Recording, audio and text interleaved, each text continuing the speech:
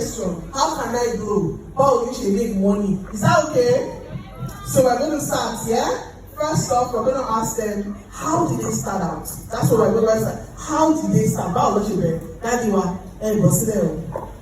Right. Anyway, so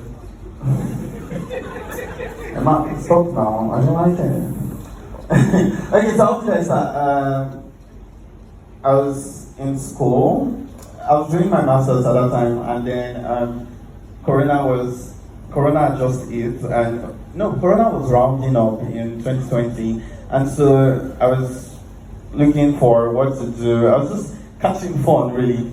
But I think that was the time also content was spiraling, and reels and YouTube shorts and all of it just came at that time. And so I said, okay, let me make a video. I was creating beauty content, and then I made this particular video and posted it on my story. And a friend of mine texted me and said, oh, you need to definitely post this on your page and not on your story. And at that time, I always thought I grew up 40 in quotes. And so I just thought, oh my God, I'm not posting this on my page. Why am I speaking Yoruba and like doing all of that? And I remember making the video that morning, the next morning, because I posted it on my story the night.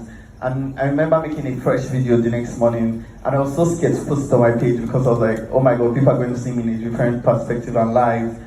And I put off my phone when I posted it and went into class. And by the time I came out, I just saw notifications and just spiraled from there, literally. I think that's it. But that was my first lip gloss video. To be honest, my first lip gloss video went viral. So I have so many characters, but I know that at that point it was something different and fresh. Nobody had seen that. So that's how I started, really. Fantastic. Right. Just on that one video, okay. Starting being different, being in. Okay, I just want to add something also, and again, there's the elementary level of things, primary level of things you must do. We studied the same thing in university, by the way, but we didn't go to the same university. And I know that sort of sparks your mind. Creativity. Yes, your creativity as well. And so even if it's not what you're studying, you need to keep watching, stay relevant and stay current with what other people are doing as well. And it sort of sparks your creativity. So it's not like, oh my God, I was just like playing and having fun. I said, okay, this has the possibility of becoming viral as well, so let me try it as well, and that's what happened. Yeah. So I studied microbiology, which is far from anything media related, but I knew I had that love for media, and I mean, it's now that this content creation of a thing is even really hitting and making waves. Back then, it was like, what exactly is your problem? Must you carry your phone? Must you take a picture of the food?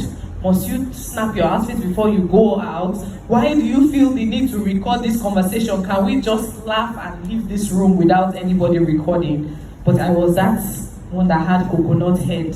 How will we come back in 2 years? What do we have to watch? What do we have to look at? What memories do we have to, relive these moments? So it was all about capturing those moments for me. It wasn't even about the money-making aspect, because then there was really no money there. It wasn't a thing. And so I just started, and then when I started working at Ebony Live TV, I would go for events, and then my stories, it's, train tracks. Dun, dun, dun, dun, dun, dots, dots, dots, dots, dots. And people would watch it to the very end, because from the bride dressing up, because I had that VVIP access to everything, and these were top events attended by the president, vice presidents. So it was huge, and for you to see, even if you're not interested in the wedding, just this small about, okay, who else was there? What happened? Which musician performed and all of that. So I began to post on my story, and then people started commenting and saying, you really should put this up on YouTube, because it's something we would love to come back and watch. And stories expire after 24 hours. And so that was actually what inspired me to start YouTube. And around that time, I was getting married. And so I decided to, use my wedding as content, because I love watching the Kardashians, because it was just interesting following someone's life. And it's very crazy, because it's like, so what else did they say? So what else did they do? So what's Chloe telling Kim? So what's Courtney doing? So are they pregnant? Blah, blah, blah. And I don't have money like a chance to have the cameraman be following. Oh, I have money now. I mean, look at my cameraman. But I mean, back then, where I was in, my mom would even say, "Are you alright?" How are you spending money on camera must be following your kilo shit like a fair woman. But I realized I had my phone and I knew that I love the reality aspect. I mean, people that are not present at certain events, if I can be there, people would see that I can watch these events via Tomike's page. And that was the goal for me when I started. The fact that if I'm there, you know that you already have access, VVIP access to that event. And so it became a thing. If I'm there, you know I'll capture all the moments for you. If I have to raise my hand in the midst of all the cameramen there, I will do it. And that was how it started for me on YouTube. And I got there and I saw that, and then it now became more strategic. I mean, not just creating content because I'm going out. We would literally dress up.